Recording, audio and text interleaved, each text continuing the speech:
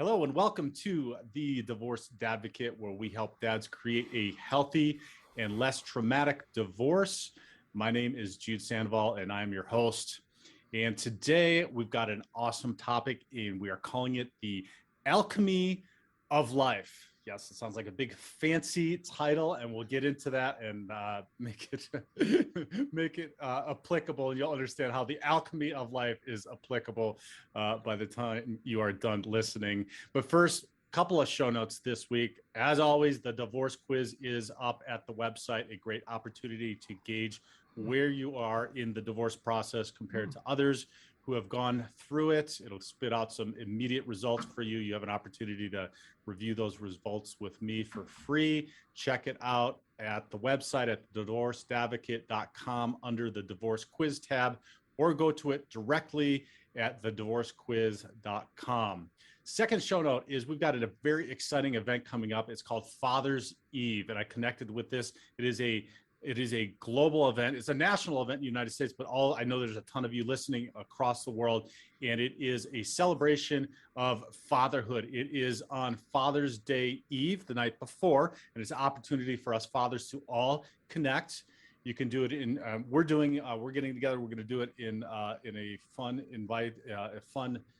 celebration and party here, but it's also online. So if you want to check that out, you can go to fatherseve.com and you can see if there's one locally for you, or you can go to the divorceadvocateevents.com. That's the divorceadvocateevents.com, and you can connect with our meetup celebration, because we're going to be doing a hybrid, virtual and in person, at 7 o'clock Mountain Time in Denver, Colorado. So check that out. It's going to be a great celebration. We're going to be talking about it for the next few weeks until Father's Day or Father's Day Eves, and that's June 18th, Father's Day Eve.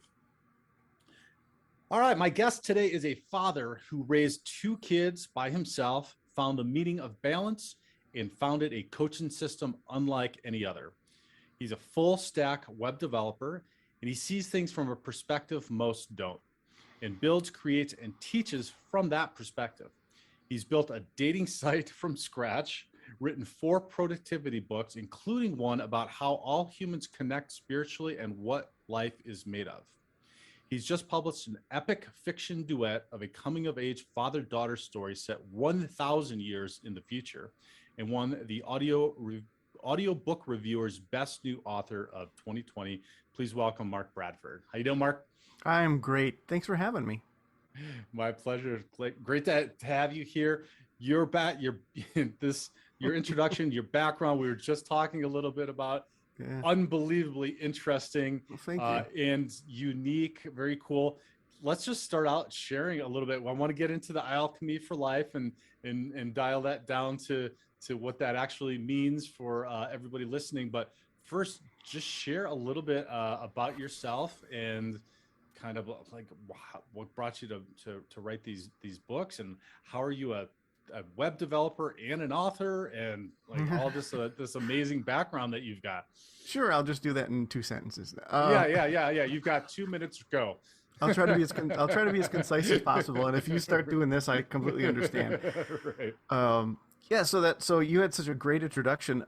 So I'm kind of all over the map in a way, but once I realized what my core strengths were, I realized I wasn't all over the map, because there was a point at which I went, wait, you're making dating sites and you do database stuff and web development, and you like being creative, maybe you need to grow up, Mark. And I thought, wait, no, it's not that I'm not growing up. It's that my core skills produce things that seem to be dissimilar, but they're not. They're things that I augment and I build and I create based on what I perceive. And if I perceive something that needs explaining, then I explain it. If I perceive something that needs augmenting, then I augment it, like the dating site and all that stuff. So where I am now is, and the reason I found it interesting, your particular podcast, because, the divorced dads are kind of like quietly suffer sometimes. There's a lot of that going on, where just you suck it up and you be a man and all that stuff, and all that horrible things can happen to someone, but you just have to keep going. And I lived through it. I experienced all the stuff of raising, especially a daughter, and like, taking her to, dressing room for a prom dress, only to have, the person running the place say, you need to leave because you're making people uncomfortable, and only to Mm, find that there was only one woman there at the same time who came over and touched my leg and said, my boyfriend raised his daughter from 2 years old by himself. You weren't making me uncomfortable. Only to, yeah. so, things, all these weird, uncomfortable things that you'll only find if you're a divorced male, Yeah. or a single male. There's nothing like that journey. It's such a bizarre journey. And you're divorced, right? Yeah, yeah, for some Okay. time. Yeah. So, Yeah. and what you just described, I just went through with my oldest daughter going and Oh, picking out prom dress. So oh, you're like spot on with yeah. that. And I don't know how old your daughter is. My oldest is 16. So it was her first prom. And yeah, we did that. It was I was obviously actually I wasn't, there was one other dad that was in there too. So I thought that was kind of Oh, that's interesting, good. That's but, that's good. I mean, people were literally looking. I have a coat, and you put your phone in, and of course, it faces with the camera out because that's how you put it in there. mm, So mm-hmm. they were literally eyeing it up like I was, I was videoing them. Like, no, that's not why I'm here. And Yeah. but that's the way it works. There's this massive prejudice that we don't talk about because we're not allowed to, for the most Yeah. part. And that's why things like this, like your show, is just such a wonderful resource for people going through, like I said, this quiet suffering that they don't realize there are other people out there like that. Yeah, and let's talk about that a little bit, because I think that leads into your coaching. Your coaching is called Alchemy for Life, For correct? life, right? So Alchemy for yeah, life, FOR, Alchemy correct, for Life. And, correct. and so tell us a little bit about that and the genesis of your Yeah, coaching. perfect question. Yeah, so the genesis really actually is connected with the divorce. So going through all the crazy stuff that was happening, and not to get too gory, but I was sort of the one holding the bags, and the bags were my two kids, 9 and 12 years old, and they saw Mm, what was happening before I even did, and they were already committed to saying we're done with this. That's how aggravating things were receptive. for them. Yeah, yeah, Yeah. receptive, and they were just like, yeah, we're done. We're done. My daughter literally at 9 years old came up to me one day after seeing some stuff happen and said, "Dad, just give up." Mm, And to wow. have your little sweet little girl come over and just like, and she looked fully committed, like, yeah, just give up. It's over. Forget this stuff. This is nonsense. So, and ending up with them, that's an amazing burden. And I use the word amazing very loosely. It's, yeah, all right. It's an amazing burden being a single parent, regardless of how much you are with your kids. But it's a doubly amazing burden when they're with you full time. And Yes. and all the stuff that was happening, I thought, you know what? And I made the joke to you previously that I didn't want to be Ben Kenobi and accidentally create Darth Vader, because that's what it kind of felt Yes. like. Like, this is a very special time. Don't say or do the wrong thing, because you don't know. You're just a parent, and you're only half a parent, and you can't really be a mom. You can only be a dad, but you have to be both parents. So it's not like there's a lot of confusing things on your shoulders at the same time, right? So Right. so I took them to a psychologist to just see what was going on and stuff. And after a couple visits, she said, Mark, they are surprisingly well adjusted. They seem very normal. They seem like they're doing okay in spite of what we see is happening at home. And she said, you're doing everything you can for them. And I thought, great, I'm done. And she said, so what are you doing for you, Mark? And Mm, that's when like I said, I stared ahead like a deer in the headlights and went, duh, I'm not doing anything for me. yeah. And that's why I realized how important balance was. And like you've said too, that, it's the whole put your mask on first in an airline that is counterintuitive, but it's because Mm-hmm. if there's nothing left of you, you can't help them. And if you're trying to shoulder the burden of being a single parent, let alone a single parent full time, you need a lot of your energy. And you can't have that energy if you never rejuvenate it and heal it up and make yourself feel important. And the funny thing is like everybody talks about self-love and self-care, which I believe are two different things, but they don't really explain what it really is. It's not you Yeah. saying, well, I'm going to give myself a treat today. I'm going to buy myself a pair of headphones. I'm going to have a beer. It's about the fact that you would do that. The fact that, look, I'm going to go through this rough time because I know on Saturday I'm going to treat myself well, and I'm just going to go and do that treaty thing because I'm important to me. And it just sounds so crazy, but it's Yeah. true. And if you treat yourself like a second class citizen while you would fall over yourself for the people you love, that doesn't send the right message to you. Right. Absolutely. That's a really, really great point. And I appreciate that, because I don't know that we I make the same analogy of the oxygen mask. You got to put it on yourself before you can put it on somebody else. So there's no way you can take care of somebody else. But that's a great point about exactly what is self-care, because and I described mental, emotional, physical, spiritual, taking care of all of those different things. But that can be as simple as you're going to get enough sleep tonight. And getting enough sleep tonight might mean that, you're not driving them to something late at night again. And you just got to say, hey, I need to get enough sleep. And so I have teens, so that's pertinent to me right now, because they've got all things going on all the time that I need to get sleep. And so you're going to have to find a ride, or we're not going to be able to do that. Right. Or carving out the time to do your exercise, even if it's a 15-minute walk or something. That's all it's as simple as doing all of that stuff to take care of yourself and creating whatever balance that is. And I feel what you just said fits under the umbrella of self-care. So you're like, look, I need to care for myself properly. The care and feeding of myself. I need enough sleep and food and all that other stuff to make sure, in the same way you'd care for your kids. But if you just cared for your kids, that wouldn't be enough. They would need to know that they're loved. And they know they're loved because you go above and beyond for them. They know they're loved because you give them treats, or you find out what they're interested in or what makes them happy. So all those things should be turned around to you. What makes you happy? What are you interested in? What makes you feel special? And it's like literally like taking a half a day off and going, because I just want to. Because I deserve it. Or, I've been eyeing up this thing that I know I can afford, but I feel it's frivolous. Just do it. I'm not saying go out and buy a car, but something that you might find is like, it's the kind of thing where you would easily get that gift for your friend. Yeah. Or you would easily accept the gift from your friend, but you'd never get it for yourself. Well, get it for yourself. Do something, because people will look up to that, and your kids will respond really well to that. They will. Surprisingly, it's the opposite. They won't be like, oh, he's such a selfish guy, he did this. It's like, no, that's what he does for people he cares about, including himself. He's important. That's what I was going to make that point, going back to what your daughter said. They see this stuff. And if we're not caring for ourselves, we're modeling for them an inappropriate way. We wouldn't want them to do that. We want them to learn how to have that self-care and that self-love. So it's actually a good lesson for them to be able to see that. That's pretty awesome. Yeah.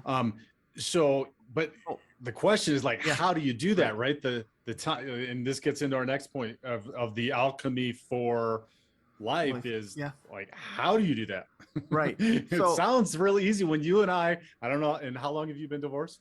Good decade, I'd say. Okay. Good decade. All right. Me too. I'm on 9 years. So like it sounds really easy, and we make it sound really easy. And I know there's some that are listening that are in the middle of it. And going back to what you said, you may have not been a full-time dad, and you're having to learn how to be a full-time dad. That's a huge adjustment. Or maybe you were, and then you're having to adjust to not being there as often, and that's a different type of adjustment, right? That you don't see your kids half the time, and that was a big one for me. And then it went from that adjustment back to having them full time, and then that was another adjustment, right? So there's all these adjustments. So we've been down multiple paths and roads, and it sounds easy. We make it sound easy. So, but what is that, and how would let's kind of dig into that a little bit, and how can they go about and create that balance? Yeah, and that's a very perceptive point, is that we can talk about this all we want here, but when people are in the thick of it, in the middle of it, and they're pulling their hair out, if they even have any left, and they're like, I don't know what to do. I'm suddenly insta parent. I'm suddenly double parent. Or I'm suddenly this was never. Family isn't built that way. There's no exit plan. There's no exit plan for marriage either. Like, till death do us part. However, here's what we're going to do if we get a divorce. Like, you never talk about things like that. And it's usually, and there's typically animosity and all the other stuff. There should be animosity, I guess. I feel like, and I'm at a tangent, but I feel like if there isn't any and everything's great and peachy, well, then you should be able to work it out. Now, maybe I'm being naive, and there's a lot of people who get divorced and everything's beautiful and wonderful, but I feel like the friction is kind of why you're parting or whatever. So, but you have to deal with that sometimes. So getting back to what you were saying, how we do that. And so it gets back to the psychologist and me going, So then I had to think about, well, what's life really made of? Like, what do I have to work with? And it came to me as Life is made of just three things. It's not a box of chocolates. It's not sugar and spice and everything nice. What, It's Forrest Gump lied? yeah, yeah, yeah. I'm not a smart man, but it's time, energy, and resources. I mean, I don't know, for the people who do watch this, it's in the back of my mug. Time, energy, and resources. Everything we do uses at least two of those elements, and sometimes three, and in different ways. You go to work and you give up your time and your energy, and in return, they give you resources, which you can then do things with. Um, Hmm. the same activity can be a different thing for different people. You can be a dad who's super into sports and super into soccer, and you love your soccer kid, and you do everything. You're practically going to be, coaching it and stuff. And every day, every Tuesday, you look forward to taking them there and so forth. So you give up your time, maybe a little bit of resources, and you get a bunch of energy because you're excited. Or you can be a Yeah. parent who is just driving your kids to sports all day long, and you want to jump off a bridge. So then you go to one of these events and you give them your time and a little bit of resources, and you also give them your energy. It sucks all of your energy away, and you're just so drained because it's not your thing. So different things can affect people in different ways. One of the things I said recently on my podcast was, a lot of times people say, "Wow, how do you have the time for that?" Like, especially what Hmm. all the crazy stuff I'm in. How do you have the time for that? And what they really mean is, how do you have the energy for that? Right. Because there are a lot of people who want to write a novel, but they come home and they go, "Oh, okay, I'm done with work and I got these 3 hours. I'll just write a novel." No, you won't. You're going to stare at the TV because you're drained. Because your Yeah. Right. job, right? Your job drains you, or your kids drains you, right? Right. Which is another aspect of raising your kids by yourself, or an element of, how whatever percentage you have. And I should stop saying that. Hmm. Being a parent in whatever capacity, there's suddenly you're being drained with energy you didn't expect. Like, you can come home Hmm. from work and suddenly your kids are fighting, and now you got to deal with that, or something bad happened to one of your kids, or one of them sick, or both of them are sick, and now you got to deal with that, and that wasn't something you expected. So your energy's all over the map. And so part of the coaching was, first of all, to recognize where your time, energy, and resources is going, and then to sort of say, we're going to cheat. We're going to cheat a lot here. We're going to figure out ways to do things in a shorter time than you were. We're going to work smarter and not harder, and we're going to get your energy back. And we're going to take steps back to say, okay, you do want to write a novel, you do want to play the piano. Well, if you just don't have the energy for it, we got to back up and go, why? Is it because of the management of your kids? Is it the co-parenting thing? Is it your job is maybe not the greatest job for you right now, and that's really draining you? And I know you want to hold on to it and you need stability for the kids, but if your job's killing you and you come home and you have nothing left, you have to take the plunge and maybe get one that makes you happier. Right. Right. That's so what you described, or what you're describing right there. Mhm. I wish I had you 9 years ago, right? Because I learned that the hard way by trying to be super dad. Yep. So, up at 5 and making lunches and getting uniforms out. Now my kids were 7, 6, 4, and 2 when the divorce started, 7, 5, and 3 when it was finalized. So they're really, really young, but Yeah. it was monumental. And by the end of the day, you can imagine, and then going to work and then coming back and making dinner and getting homework done and everything. There's just nothing. And so I was forced to have to say, okay, you're either going to kill yourself and then you're not going to be there for your daughters, Right. or you're going to have to figure something out. You have to figure out a better way to Yeah. do this, like you just described. So what do you want to do? How do you want this to look? And then work backwards from what you just described. What changes do you need to make? And part of that, at least for me, was teaching them to have more responsibility with stuff. And I mean, that's one simple thing we can talk about, Hmm. maybe you've got some other tips or techniques, because I do want to give some practical ideas for some of the dads that might be going through this, because it's so chaotic, right? And Yeah. this is nothing. This is something, and maybe you experienced this too, that no, I wasn't even thinking about it. You're kind of in survival mode, right? Like, this is all new, and you're just kind of in that hot back brain, that amygdala. It's just, how do I survive? Okay, I get up and I just hump it out. I got Right. all this. Here's my list. This is what's got to happen today, and I'm just gonna try to figure it out. So let's talk about some strategies, maybe some small things that they can start with around this, and being single dads Yeah, for the that's first time. perfect. I mean, you already touched on a couple of them. I gave a talk called "Maintaining Balance Through Change and Adversity," and it's Mm-hmm. just as you described. You go 100% on you know, in every direction because you're like, oh, I can't fail. I got to do this way. I'm in crisis mode, and you get through the crisis, but you stay in crisis mode. Yeah. You know, Right. and it's just like if someone, a loved one passes away, you go, well, I'm not going to go out and party. I'm not going to drink. I'm not going to do this. I'm not going to do all these things because I need to be solemn and da da da da. And it's like 2 years later, and like you still don't want to leave your home or whatever. And it's the same thing with the kids. You're so focused on what do the kids need, what do the kids need, that you forget to, as we said, you know, give yourself self care. So I think one of the things you kind of touched on is it's almost like it's not a partnership because it's not that relationship, but it's working together with your kids and saying, look, we need to make this work together. It's not like Mm. you're like if you're a co-parenting person and they come to your house for X amount of days, it's not like it's a hotel. They're not Yeah. coming to stay in their they're coming home. So, but you have to work together and go, look, there's only three of us now, or four of us, or two of us, where there was, you know, one additional parent. So we have to do this way, and say, how we manage things at this house may be different than how we manage things at the other house, you know, and that those are two separate things. And I'm woefully and wonderfully naive on co-parenting because so little of it happened. I was just the parent, right? So Yeah. I understand the trials and tribulations of people who have to deal with that, and I know there's a lot of ramifications and other long syllable words there too. But I think that's a takeaway, is just having the conversation with your kids. And obviously, if they're 4, it's a different conversation than if they're 16.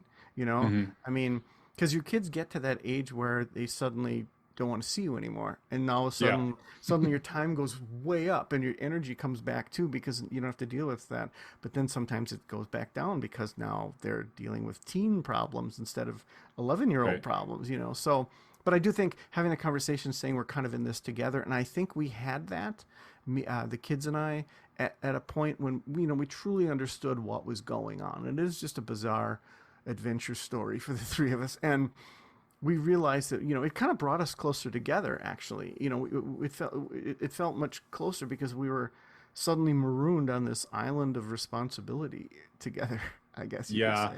You know. And we talk a lot about on the show about this being an opportunity. And again, we have the hindsight, right? To look back and say, wow, this is a great opportunity for what you just described, to have that conversation, because we've probably had hundreds of them now that we see have been fruitful in their development. And I look back thinking about what you just described with the conversation. I think that's a great recommendation for the dads in communicating with them how you feel and how the situation is going to change, because it is different, and they see it, they're going to pick up on it, they're going to be it's just the reality of it. And by you bringing that to the forefront, maybe talking about how you feel about it, this is new for me, this is maybe a little bit, I'm a little bit scared, I'm a little bit worried, I'm a little bit confused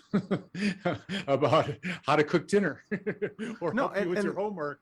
that's so important. What you just said is so important, and you, for the first time, have made me really reflect back on things because I was so busy trying to be stoic and strong and do the right Yes. thing Yes. that I forgot I was a freaking human being. Mm-hmm. And I'm sure women feel like they're held to a higher standard because, they're insta parent. They're like, well, of course a mom can take care of kids. They're more nurturing than males, da da da da da.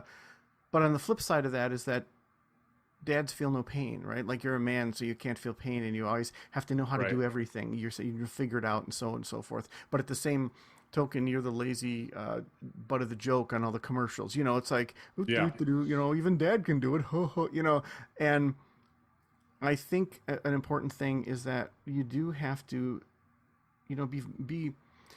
I say this delicately, to be vulnerable. Obviously, you don't want to be too vulnerable to start crying in front of your 4-year-old, but Well, that's okay, but that's okay, actually. I mean, I remember the first time I finally let myself cry in front of my daughters, yeah, and then shared with them that was okay because I was feeling sad and what I was feeling sad about. And that's perfect, because we wouldn't want them to keep all of that inside, because it was going to kill me. It was literally going yeah, to kill me if yeah, it wasn't an accident or a disease. Like, I was yeah, just keeping all of that inside. So being able to allow them to see that, especially as men, and especially as fathers, and especially as fathers of young men that might be getting into that, like trying to go through this challenging situation, because they're gonna have their challenging situations too. Us watching us go through that challenging situation and just keeping it in, and exactly what you just tried, stoicism. I never let him cry. I was going to handle it all, super dad. Got the list. Okay, that just means I got to get up a half hour earlier, Right. get it all done. A half hour later, that's okay. I can not have an extra hour. Like, that doesn't work. It Right. absolutely doesn't work. Right. It's a very unique approach, and I'll put on top of that, it's a very unique approach because we don't have the support system that Mm-hmm. the other sex does. I mean, Right. I remember my daughter's.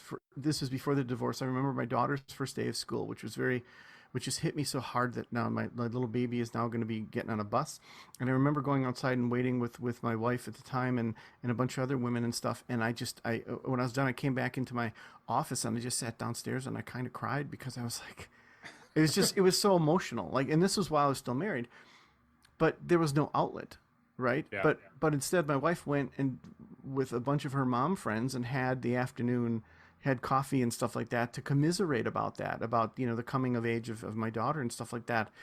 And I didn't have that outlet because we don't typically have those outlets as a male, and we don't have the support group. We can't call my other dad friend and just start bawling on the phone because it's not, it doesn't work that way typically.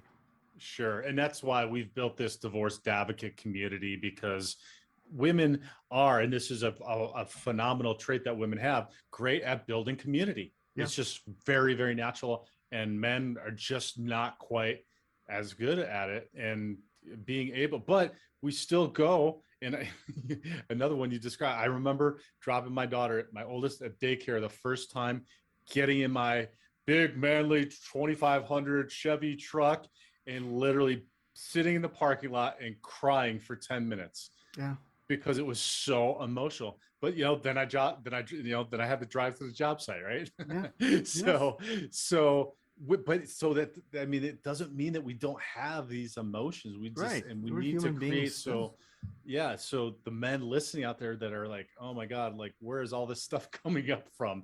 the Yeah. other the other point I wanted to emphasize that you kind of just touched on, but I feel is huge, is having a process for this and for divorce. And you talked about the process of grieving the loss of a loved one. Like, this is a process too. So while you're going through it and you're trying to figure out a new way of living and parenting by yourself and dealing with the breakup of the relationship, there's like all of this, there's this like grieving that's going on about all these different things, and we don't Yeah. really have a set process for that. Talk about that a little bit. Yeah. Yeah. It's, the death of a relationship and you're kind of grieving over that. And regardless of how things came down, regardless of whether you had the best parting of ways or the worst parting of ways, or you're still in contact, if it was important enough for you to be in love and to be married and to create new life, it's important. And when that goes away, it's like something has passed away. And I think you do grieve for it, and that's acceptable. You can, even if like you're just not in the best terms with the person, you can still grieve for what you had, or Right. what once was this entity that you created together, this joining of two people that you can just say, yeah, it makes me sad to think about that it's gone, da da da da da. I'm it's an amazing thing when you get to the point where that's gone, like that's completely off the radar, Mm, and you're like, yeah. didn't don't I care anymore? Am I cold? No, it's done. And Yeah. it means you're ready to move on. It means you're ready to have relationships. And I've had some really great long-term relationships with women, and it was so nice to kind of look inside and go, oh, all the parts are still working in there. Everything's good. I'm okay on the inside. Right. Because you don't know when you're going through this turmoil of emotion and trying to be strong for your kids at the same time, which is what you're left with when you are the primary caregiver in certain circumstances.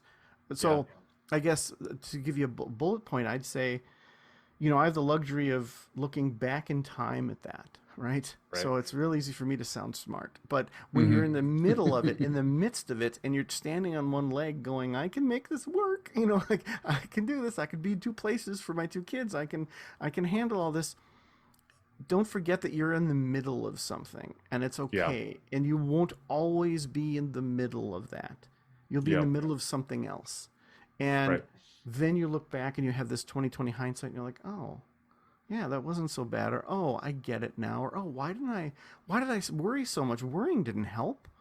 It Yeah. is what it is. And, and I think acceptance is a big deal, is a big part of it. You just accept that you have this new role. And, and again, whatever shape it takes, but you have this, it's a different role you have as a single parent versus a married parent. So that's your new role. Hmm. Congratulations.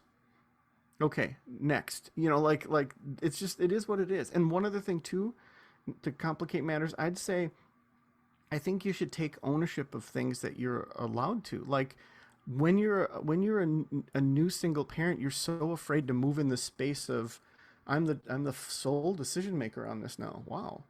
Yeah. I can say this. It's completely up to me whether we do this or not. Wow. So because you have all the burden of responsibility, but you don't have any of the privilege of control. And like so you don't take the good stuff. You take all the bad stuff, but you don't take the good stuff of saying, well, no, this is what's going to happen because I'm now in control, which is what I get for giving up all this other stuff. And I think Right.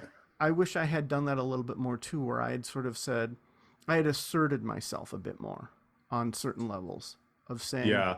it is what it is. I'm what you're stuck with, and this is the way it's going to go. Versus, oh yeah, I just want to make everything smooth and like it always used to be, and so forth.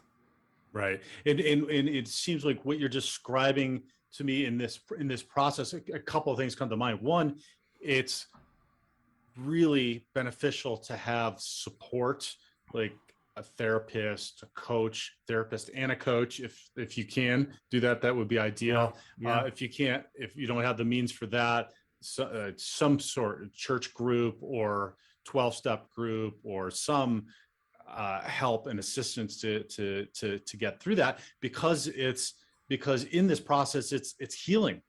What you described was healing, and that healing takes energy, right? To get back to that hmm energy part of it, and having that energy conversation with your kids. I learned this, and it was years and years, and I learned it in a parenting class, and it was great, especially for the little kids. And my daughter's just reminded me of this last year on Father's Day. It's that I have like an amount of energy every single day, and if you're arguing, it's called energy sucking, right? And you're sucking the energy away from me, which is then hmm going to take away from something else that I might be able to do for you, like take you to the park or to the water park or whatever. right. So don't suck my energy. And last year they bought me a T-shirt that said "Dad of 3 daughters," and it had a battery on it, and it Ah, like the nice. battery level is like right at the bottom, almost to run out. So Oh, that's so because priceless. I've That's been awesome. I've been preaching that to them for like a decade, the energy, oh, you're sucking my energy thing. But it just goes back to what we were talking about before, is taking care of that energy and Right. creating more ways in which you can help create that balance that you're talking about, that alchemy, right? Yeah. Yeah. And speaking of that balance and energy, one of the things we forget about, and it's one of the things that like I said, do we cheat with this sort of thing because we're so used to thinking about things one way, but there's another way to look at it where you're like, oh, I can do that for free. Wait, there's got to be something wrong because I'm getting something for nothing. And one of the things is the whole me time concept, Yeah. which you get introduced to with girls a lot earlier than boys, I think. And they understand me time and they understand that sort of thing. Um, because women is sort of where the whole self care, self love thing kind of came from. It didn't come from Mhm. the male side of stuff. Males enjoy it now too, but it sort of like erupted from that. And I think when you understand that your kids are okay with and need their own me time, and Right. sometimes me time is literally alone time. Like close the door and go in your room and do whatever you want, and I won't bother you unless maybe I'll make cookies and try to dry you out or something. But Yeah. otherwise, if you sync up the me times, it's pretty cool. And I remember when my my son was my son's a little bit older than my daughter. He's actually 26 now, and my daughter's 24. And when they were younger, and he was sort of he had left for college, and she was still here. We would go out and we'd do shopping or something. We would get home and we'd kind of look at each other and go, "Me time? Yeah, we'll meet up later." And like she'd go in her room Hmm. and I ignored her, and she wanted me to ignore her, and then she would ignore me, and I'd go do whatever I wanted to do, and then hours later we'd sort of regroup and then have dinner or whatever it is we were going to do. Maybe she'd come out and watch The Bachelor or something or whatever, and or not. And Yeah. it's right, but like here you are, you're syncing up. If you sync up your me times properly, you get all this free time, and you're also giving them their free time. So again, you're giving and you're getting for nothing. It's like this free thing. So, Yeah. and that's all you have to do is, sync stuff up and it'll work. But if they're completely out of sync, then one person wants alone time while the other one doesn't, and then there's chaos. Yeah. Well, that's a phenomenal tip, Mark. But that also goes to communicating, Mm-hmm. right? Mm-hmm. Like describing to them what you're doing. It's not, don't want to spend time with you. Everybody needs their time to recharge. And so maybe that's, I need to go for a walk every day. And while I go for a walk, you're going to do whatever you're going to do. Or maybe I go to the gym and you're going to do whatever you do. Or maybe that's okay. We need that. Well, and I can certainly understand if you are a new single parent, how disorienting and frightening it can be to have me time. Because now you're alone on top of being alone, because you're burdened with you have a relationship that you thought was going to be forever that ended, and now you're like, wait, now what do I do? I'm completely by myself. Because so typically women get their identity, typically genetically, they get their identity from their ability to create family and things like that. It's this wonderful, amazing thing that men can't do. Men typically get their identity from their job. It's just the way that it typically works, and that's why suicide rates with men are so much higher when there's job loss than with women. Right. And so we're talking about general masculine and feminine traits. Yeah. And so when you're labeling yourself now suddenly parent, and the parent label gets bigger on you because you have to, and then your relationship label is completely gone, and then you're left alone because you agreed that you're going to give your daughter this free time, and you're like, wait, I have horrible freedom now. I can do anything I want. Horrible freedom. I like that. Well, I get that there's a Simpsons episode where these ants were up in a space station, and it broke open because of Homer, and one ant says freedom, and the other ant says horrible freedom because they don't want it. I love it. Yeah. And I feel like sometimes we have this horrible freedom, so, but that's something that impacts you and doesn't hit you until you do the whole, I get me time within my bubble with because again, sometimes you have this, you're watching yourself from above, and you're like, you better be a good parent. You better be a good parent. I'm watching you. You better be the best dad in the whole world, and while you're staring at yourself and watching yourself, if you get to do anything you want, you kind of look at yourself and go, wait, why do you get to do with whatever you want? Shouldn't you be parenting? No, I can't smother my children. I have to let them do what they want. So it's easy to fall prey to that, and now you're back out of the whole, I don't give myself self-love and self-care again. So I'm just saying that's a warning.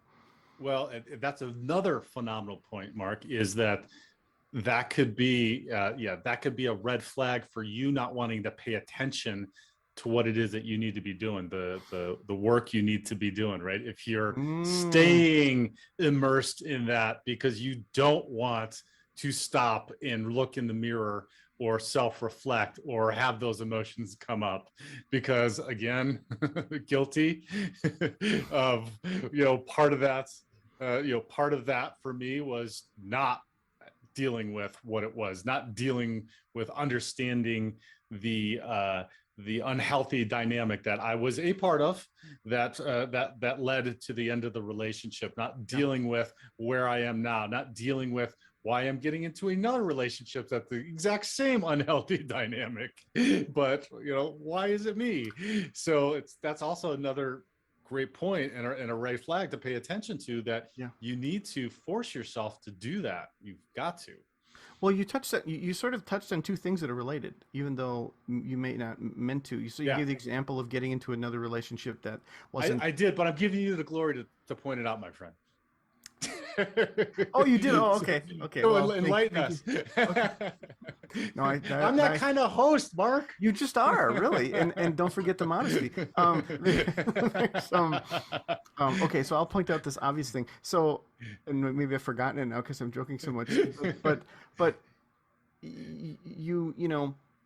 I always tell people when I first started dating, and I didn't understand this until after I was dating for a while. I don't want to date someone who isn't completely divorced, first of all, because I have some great stories about that. And then I need someone to be actually divorced for a year. They need to have their year of alone time Sure. and their rebound relationship. Then we can talk. Because Yeah. that's what I did too when I first got divorced. I basically connected with someone again who was the same kind of toxicity level and all that stuff, and I didn't realize I was sort of recreating the familiar. But that's what people do in even abusive relationships. They found out with people in abusive relationships, it feels like home. It feels familiar to them, as horrible as that is. So people who are in those relationships will sort of go right back into them. I'm not saying that extreme, but I'm just saying that where you and that leads to the connection I'm talking about, which you're so kind and gracious to allow me to point out, which is that um, you know who you were, but you need to know who you are. And that's the same Mm. thing with your kids. Your relationship with your kids is different as a single parent than it was as a married parent. And it could be very different. You could be the adventurous dad now that you weren't before. You could be the open dad, the show your emotions dad, the intellectual dad that you just weren't before. And I think a lot of that happened with me with my kids too. I was always expressive and super communicator with my kids and so forth, but I always was very careful to not take anything away from my partner, to make sure that, Mhm. she had equal time and all the other stuff. But then when I had the opportunity to capitalize on their time, I guess, or whatever, it was a lot easier to just kind of form these relationships with them that I was free to without anyone looking over my shoulder, kind of thing. Do you know what I mean? Did Yeah. that make Yeah. sense? Opportunity again, right? See, Yeah. because it's you are then recreating, and part of what I do in the coaching is Mm, you can create now what it is, the vision and direction that you want. Like yeah. create that intention of what you want now in that life that you want, because look, whether you like it or not, it's all chaotic and upside down and turned and different. So now's an opportunity to mold that into something that you want. And if you Right. can get with it really helps to get with a coach. And I'm not saying that because you're a coach, and I'm not saying that because I'm a coach. Right. I'm saying that because I wish I had Oh, somebody to same work here. with through that. It would have cut the time like immensely down for me to figure out the fact that it is an opportunity to create, set intentions and create that and work on Yeah. the environment and my skills and everything else that I need to move that in the direction. But it is an opportunity, Yeah. And whether you want it or not. right. And I wish your podcast was around when I got my divorce, because I would have felt a million times better. I would have thought, oh, there are other people like me out there. Like, I knew there were Right. divorced dads, but I didn't communicate with any for the most part, because I just didn't really know anyone that was going through what I was going. But to know other people and to hear you talk about a bunch of the other things and stuff that is such common sense to us now, but wouldn't have been back then, would have been immensely valuable. So it really is a great thing that you have this podcast for people who are in where we were a decade ago. Right. Exactly. So I wanted to finish here. I want to shift gears just a little bit, because it's really interesting to me that you created a dating site. Yeah. So, we talked about all this stuff in the kiosks and the kids and all of that stuff. Now let's shift gears to the post divorce and the dating, and why in the world, because I've been on all of the dating sites, and Yeah. I'll just put it as it's a different and unique way of starting a relationship or seeking a relationship. Why? Right. What led you to start your dating site Well, so we or talked about develop? my core skills of, and once I figured out what they were doing, so it's analyze things from a perspective people typically don't, and then build, augment, create. And so Uh-huh. I looked at all the dating sites in reality. And so I made a list, I made a chart and everything. I'm like, okay, this is what the dating sites can do. This is what reality does. If I meet someone in a Starbucks, da da da da da. Mm-hmm. And reality won on every single point except for one, and that Absolutely. was efficiency. It was the Uh-huh. only thing that a dating site is better than real life on, at least to try to meet someone. In theory, if you Yes. don't think about business. So, in an altruistic world, which is the horrible world that I live in, because I made the dating site for free, it was like a labor of love, hundreds of hours of SQL database and programming. Like, it would have cost, $25,000 of my time if you had paid me to create the site. But I couldn't stop, and I kept building and building. So I built the site because after reviewing the sites, I found they were all backwards. And I even wrote an article called "The 5 Dirty Secrets Dating Sites Don't Want You to Know." Oh, And I want to read that. and it's true. And that's actually in one of the first books I wrote, The Status Game, which is all about relationships and stuff. And so so I built the site to mirror real life. So in real life, it is visual. You're not going to Mhm. see, you're not going to see someone's elbow and say, "Oh, I'd sure like to talk to her." It's Yeah, you right. see someone, it's typically face to face kind of thing, and it makes an impression. Hmm. We make an impression, or we decide whether we like someone in 7 seconds. We Hmm. have all this nature, nurture, genetics, evolution that allows us to do that. We can sweep a room of as a dude, sweep a room of 30 women, and go, "Well, I like her. Yeah, Oh, is she the right. prettiest? No, I didn't say she was the prettiest, but I like her." Yeah. And here's the 27 reasons why.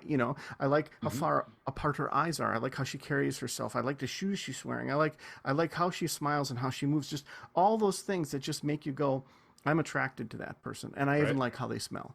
So Right. a dating site typically does it. They usually use the little postage stamp sized picture, and you're supposed to decide from there. So I Hmm. kept that the same. So you could basically say, I'm interested in them, and if you're interested in them, nothing happens until they're interested in you. So that's all you see is a picture, and you go, "I'm interested in them," but now you're connected to them, which Hmm. dating sites don't do. So now I Right. used up one of my 3 connections, because in real life, I'm not going to walk over to Susie and say, "Hey there, how you doing? We should get a drink sometime," and then kind of hit it off. And as you're leaving, go, "Oh, hi there," right? You have her on your mind, because Hmm. I'd like to believe that we are altruistic, fairly monogamous beings, typically Right. by default. I'd like to Hmm. think that. I'm probably not a very smart person, but I'd And like to again, think that. generally, in the majority of us, probably, right? Yeah. So we're not going to waste all our time making 27 connections, because we're going to try to focus on what we had. So my dating site would make a connection, and that's one of 3 slots that you have. So you can only be interested in 3 people at a time. Okay. And if you see a fourth one, you have to disconnect from one of the other people, because maybe they haven't swiped back on you. So once you swipe on someone, you'd see these 5 attributes, the same kind of Hmm. attributes you'd get mostly visually or being in line at Starbucks. You kind of see how tall they are, the approximate age. You'd know whether you have any kids or not, stuff that you talk about in line, right? You're not going to know Right. their religion. You're not going to know how much they make. You're not going to know their life story, which is what Right. all the dating sites do. If you both want to see further, if she doesn't go, "Oh, Mark has 12 kids," yeah, no thanks. You know, then you swipe further, then you can chat. And then the dating Okay. site basically tracked how many chats you have back and forth. And finally it says, "Do you guys want to meet or what?" Like, that's the point of this thing. And so Yeah. it was a tool to be used. Dating sites aren't tools to be used. Dating sites Hmm. are engagement hell. So they want to keep they want to keep you engaged, because as long as you're engaged, even if you're in the free account, ads are popping up, and you Yeah. generate. If you're paying for it, well, then they want you to keep paying every month. And, "Oh, you should do a boost, and you should give me Yeah. some more money." "That won't work, Mark, you dummy." And then on and on and on with that. So one of the other things to consider with dating sites is that the majority of the dating sites are owned by the same company. Hmm. Okay, Right. if an Office Max buys an Office Depot, one of them is going out of business, right? Because they're competing. Not so for these sites. Match Group owns, I think it's Match, Chemistry, Black People Meet, Tinder. Um, I think it's Bumble too, and one of the other big. Oh, Plenty of Fish. So they're all owned by the same company. The only reason for that is this: you go on Tinder and you go, "Oh, this sucks. I paid for it. It didn't work. I know. I'll give my money to Match." That would be much Yeah. different. You're in the same company, pal. They just are trying to get you from every single angle. If they were really, if they were really true to what they were trying to do and help people meet, they would fold it all into one company and one really great app. And they don't. And that's why. Right. And they want to keep you engaged to the point where, like, the example I used where I kind of hit it off with Susie, as I'm walking to the door, Tinder will go, "Yeah, but what about her?" Well, Right. leave me Yeah. alone. I'm trying to be a good person. And so that's why I built that. And so it had a following. It had a bunch of members. It's still up. I've sort of been retooling it. I shut the doors, um, but I'll never have what I call critical mass. And critical mass is enough people around so that enough people are on. I can get some fantastic people, but if there's a woman in Kansas who's a perfect fit for a guy in Toronto, Yeah. it's probably not going to work. So I need to do it sort of by zip code by zip code. And if I can get X amount of people, it would blow up, and then I'd have a fun dating site which would gain me no money, and maybe I'd put ads on it. I don't know. So that's my dating site story. Okay, that's cool. And maybe we'll get together. We'll do a whole show on dating sites because I've been meaning to do that, and I wish I had you back 9 years ago, right when I started. Because everyone you described, I've been on, and Yeah. so we talked about our kind of dual brain stuff and logical before the Yeah. show, but like I've done the A/B testing on them, different profiles, Mhm. what's successful, what percentage of messages get responses, Yeah. all of that stuff. So I have a myriad of opinions about, but based I bet you do. on really looking at it from a perspective of what you described. Like, what do I want? What is, like, how can I be successful in utilizing this as a tool? Right. And I think that's a great conversation maybe to have with the dads who are divorced that are looking into utilizing it, because it can be beneficial to utilize as a tool, as part of your dating process, if you keep the right perspective. It's not the perspective that they're selling you, I think you might agree, but and each one of them is selling you, because you're exactly right. They're all selling you something different depending on what you're looking for in your relationships post-divorce. But if you know what you want, you can utilize it. But it's knowing how the whole system works. So maybe we'll schedule another time to talk about that, because I think you probably got the best perspective of anybody, having built the site yourself and understanding both that dual brain that we talked about, of understanding what, the logical part of it, and then like the feeling part of what it is that you're wanting to get out of it. Well, and I'll just say two really quick things, because I know I went on and on there. Really two really quick things. First of all, I actually think it's important as a single dad to go on dating sites, not to like jump into any situation, but to at least get yourself out there and see your self-worth, because you may be clueless. Absolutely. My friends kept telling me that, you're a single dad, you're an entrepreneur, you own your own business, you do this, you do that. That's a big deal to women. It is. Like, I had no idea, because it's all gained from that bubble of marriage that you have. You think that's where your worth comes from, and you have no clue when you're out there. And your self-esteem might have actually gone down, ever so slightly after your divorce. Yeah. So I'm saying that, that's normal. And the other thing is, based on all this other stuff, I also built a card game about relationships too. So. Okay.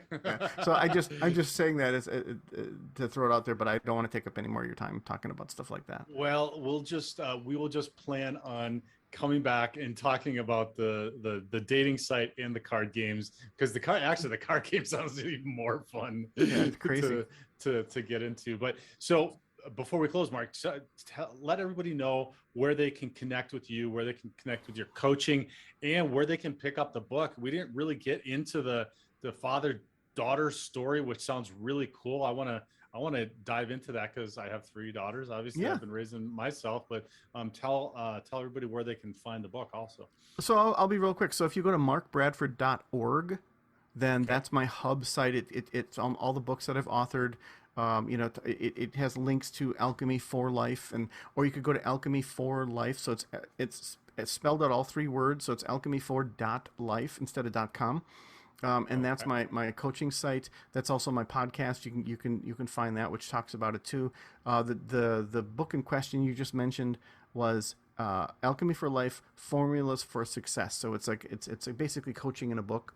That was the one that I wrote eventually after writing the other 3 books, and then I branched into fiction and a very unusual story, and that's The Sword and the Sunflower, and nice. And so that is the epic duet. So it's like a 2-part, and I just wrote a prequel for people who wanted to know what happened in the 1,000 years leading up to where the book takes place. So very cool. Very cool. So everybody who is listening, please go check out Mark's website, check out the book. If you found value in what we talked about today, give us a thumbs up, a like, a comment, share it on social media. Just spread the word, because like Mark was talking about earlier, and we were talking about earlier, that building this community is incredibly important for all the divorced or divorcing dads. And we're growing immensely. And, again, Mark and I have the hindsight to look back and say, God, I wish I had something like this. And so we're building it, and we can use your help in sharing it and continuing to help it to grow. So, and Mark Bradford, I want to cut you off because it's important. Yeah. I think if people are listening and they're getting value from you, they should go on your podcast and they should rate it. I think it's really important, because sometimes we'll listen to podcast after podcast and go, oh, this stuff is so great and the stuff, but the service you're doing for people is tremendous, and it doesn't cost anything for someone to go on like the Apple iTunes and just do the old 5-star thing, hopefully. But I think that's really important, because I looked over that before I came on the show, and I thought, people get so much value from that. So that's why I was so rude to cut you off, but it was for your benefit. So I'm sorry. But Amen. I appreciate it. Awesome. Yeah. Well, good reminder. And I appreciate that, Mark. Yeah. Mark Bradford, it was really such a pleasure. I look forward to getting together again soon and talking about the dating site. Oh, absolutely. All right.